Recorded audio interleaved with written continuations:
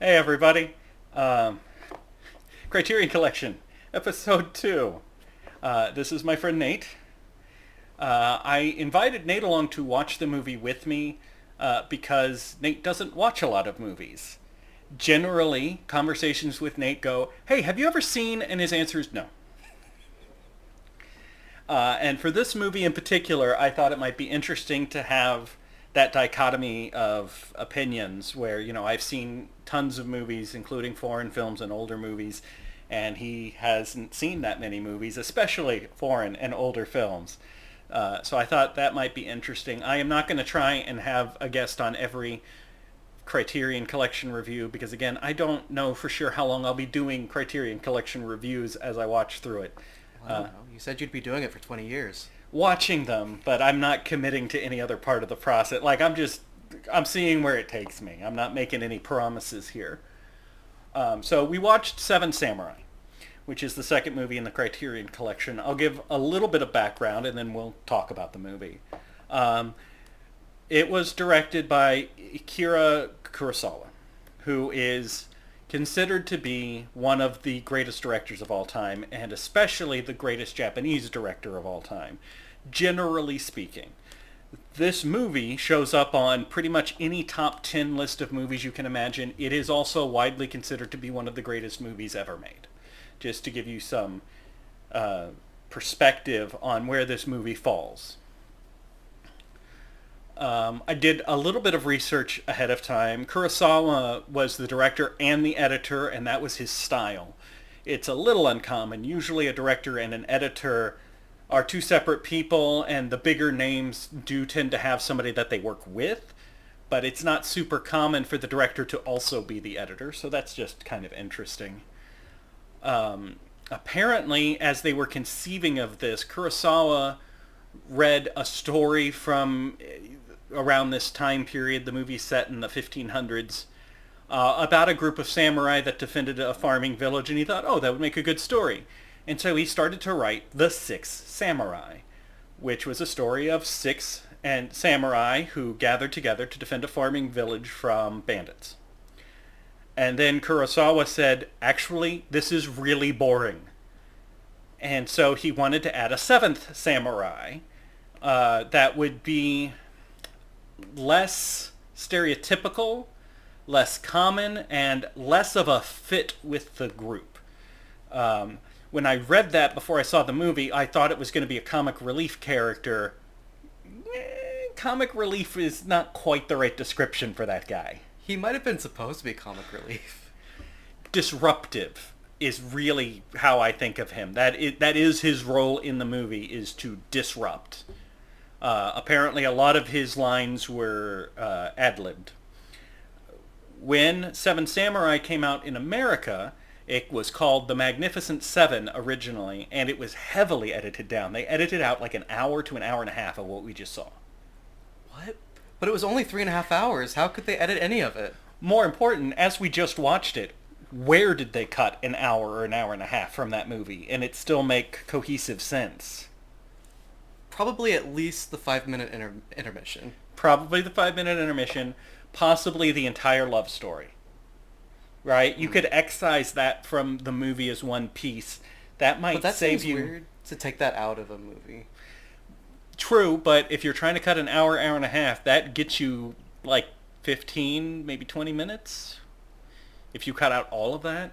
Anyway, the point of the movie, as I've described, it is set in the late 1500s. It is a farming village under threat by bandits. They go out to recruit samurai to help defend them. They find an old samurai who's willing to help, and he says, we'll need about 6 of us to make this work. And so they recruit 7 samurai, and then they defend the village. We've had so many remakes of this. There was an American remake called The Magnificent Seven. It's a Western. That movie also got remade recently with Chris Pratt, like 5 years ago or so. Didn't know that. Yeah. There's a sci-fi movie called Battle Beyond the Stars that is a direct remake of this. It's just sci-fi. You will find people claiming that any movie that features a team of people coming together for a common purpose takes its inspiration for this, but that feels like overreaching. That feels a little broad. That would be because, like any heist movie. yeah.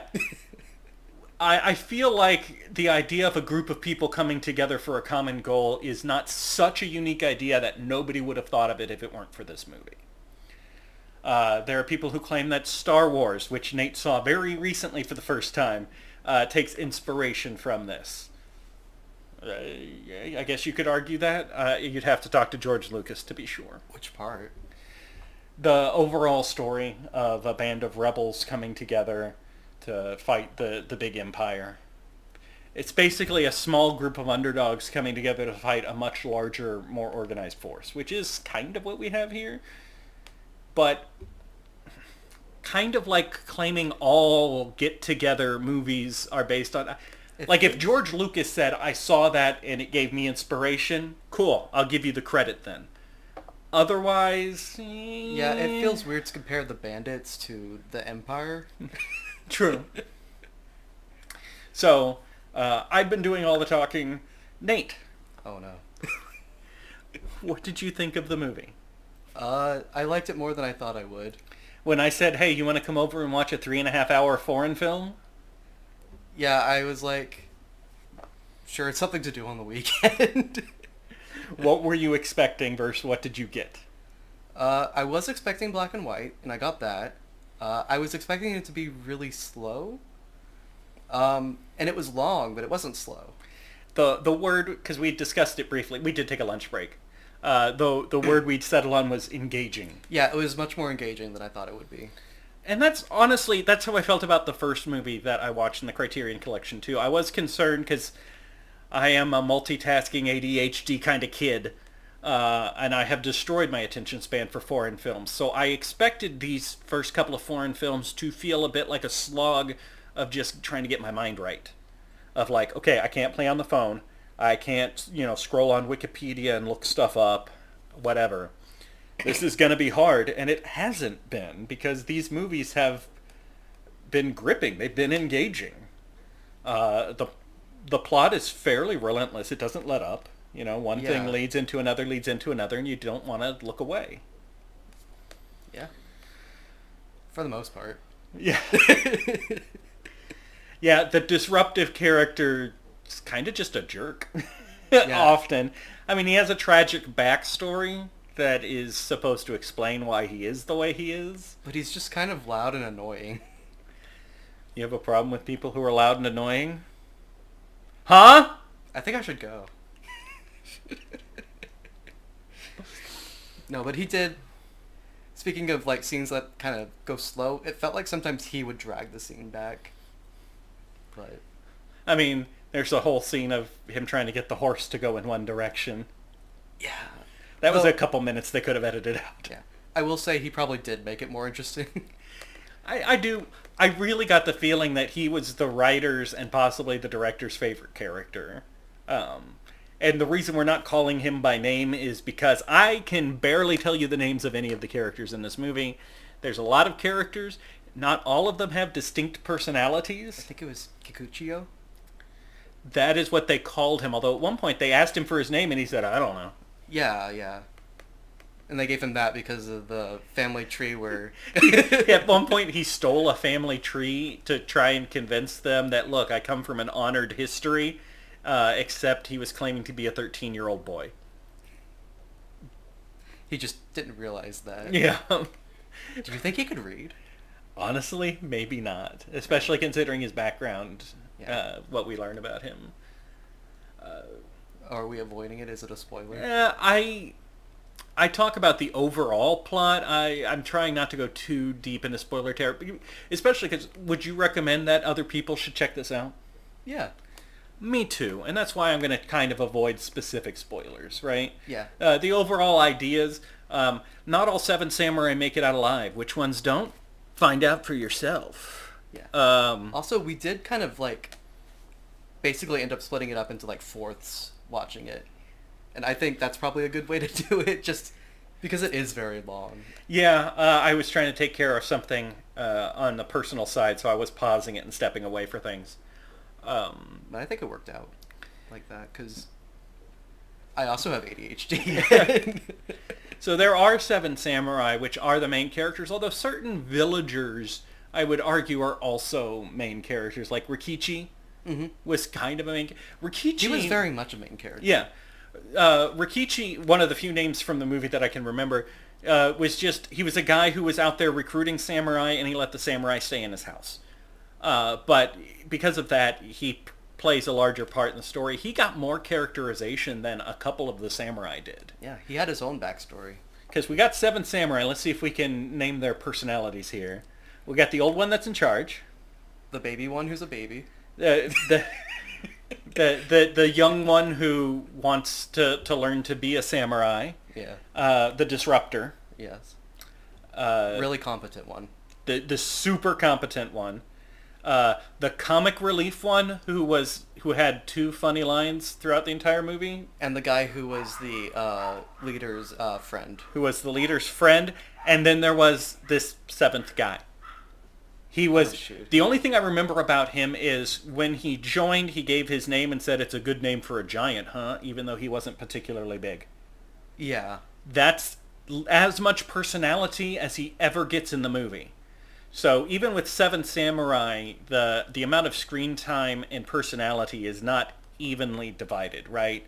The old guy is definitely a main character. The angry, drunk guy, the disruptor, is definitely a main character. The young one. Even the competent one, who is very noticeable, he stands out, but he's not even a main character. He's a side character. You don't know anything about him, except that he's good at sword. He's really good at sword. Yeah. Overall, a fun time. I liked the movie. Yeah. 3.5 hours, but it didn't feel too long. Yeah. I almost feel like I would watch it again. All right, let's go. Not right now. I will say, my experience with Japanese cinema is pretty limited. I've done the entire Zatoichi series, and I should probably do a video on that at some point, because I really like it. And then, you guys have probably seen, I've done reviews of Happiness of the Katakuris, Wild Zero, and Big Boobed Zombie 6. Yeah? Is that a movie you watched? I did, because I watch bad movies and review them online. It's a Right. thing that I do. That's totally why that happened. That sounds like a good movie. Well, I didn't see 1 through 5, so I was missing a lot of the plot. There's not a 1 through 5. That's the joke of the movie. Anyway, so my experience with quality... Zatoichi is quality Japanese cinema, but that's it in terms of quality Japanese cinema that I've seen. I saw some Godzilla when I was a kid. Well, there you go. By the same company. Yeah. One of the same companies. Yeah. And I saw the Godzilla -1 when that came out. Godzilla -1 was really good. It was. Although you could kind of describe it, like, I could describe the plot to you in a way that's absolutely hilarious, which is, there's a man who is constantly haunted by Godzilla. I mean, yeah. Just, he walks down the street, and Godzilla's right around the corner. Jumps out at him. That kind of was the movie. Yeah, I know. As I watched it, I was like, it's like somebody took a joke and made it into a real movie. It's very good. It was good, though. Yeah. Any other thoughts about the movie? Things you liked, things you didn't like? Things that stood out to you with it being old and foreign? Yeah, I know it was, like, of the time, but seeing people freak out when the young samurai and the farmer girl got together, it was like... Oh, yeah. Who gives it? She's damaged goods now! Like, what are you talking about? You just spent the last 3 days fighting for your life, and tomorrow is the final battle to save your village and people are going to die. But yeah, absolutely. Let's have a huge... Let's let the whole village watch you freak out because your daughter hooked up with some guy. And also, they're like 18 or something, and it's like, who cares? What else are they gonna do? It was the 1500s. It was a different time. Yeah. People totally wouldn't do that now. No, surely not. I can't imagine. Yeah, that's pretty much what I've got to say about that. Let's see what is next. I gotta scroll up to see what is next in the Criterion Collection. Oh! So, the next movie I will be seeing in the Criterion Collection, which I will probably do a video for, is in English. Well, they have those? They have those. They cherry pick the best from around the world. They don't seem to have a preference for country, but they do have a preference for director. As I've gone through this list, there's a lot of Kurosawa on here, there's a lot of Ingmar Bergman on here, and there's a lot of Alfred Hitchcock on here. And Alfred Hitchcock is the director of the next movie in the Criterion Collection, The Lady Vanishes from 1938. Where does she go? I don't know. I'll have to watch and find out. Do you think it'll tell you? Maybe, or maybe she's just gone. And that's the sound effect, obviously, of somebody vanishing. They go... Well, it's 1958, maybe. Well, they couldn't afford real sound effects back then. Right. As opposed to all the CG in the 1954 movie we just saw. I'm going to be watching a much older movie than the one we just saw. Yeah, that was the other thing, was everything felt very real because it was in like a real place. Even though there wasn't a bunch of blood flying and everybody dies if you just like touch them with a sword. They didn't even touch them with a sword. Yeah, It just went like past them. Yeah. That was one thing I did notice watching the Zatoichi series is for a lot of it there's no blood, right? It's just a single stroke and a guy falls. Stroke, two guys fall. But no blood spray until you get into some of the later ones, and then there's like 2 or 3 where it's just fountains of blood, and then it all goes away again, and they return to form. So, I don't know. I kind of like it. It's a cleaner look. I don't need the fountains of blood spraying out. I get the idea. You slashed a guy, he died. Mm-hmm. The arrival of 3 muskets surprised me. I guess I didn't realize how long guns had been around for. Right? It's the 1500s, and the samurai are running around with swords and horses and samurai armor, but the bandits have 3 guns. Yeah. I wonder if that was like significant. I mean, other than more danger, like, because guns are not from Japan, right? So, Which is interesting since, gunpowder. so then when you see like, yeah, but when you see like the bandits having guns and then the samurai having the more traditional swords. I don't know. Well, it was 40 bandits and only 3 guns, so they were definitely rare. Oh yeah, yeah. And almost nobody dies from a gunshot in the movie, despite them going off, because, like I told you, guns back then had very little accuracy and a low reload time, so it was mostly, like you said, intimidation factor. Yeah. And I guess also it makes sense because the samurai that we got were not like super wealthy. No, turns out the super wealthy samurai aren't roaming samurai who are willing to fight in exchange for food in a farming village. Yeah. Anyway, that's it. That's all we got. Who knows? Maybe I'll drag Nate along for future reviews. Maybe he'll stop answering my phone calls. We have no idea. Possible. So thank you for watching. Thanks for listening. And I'll see you next time.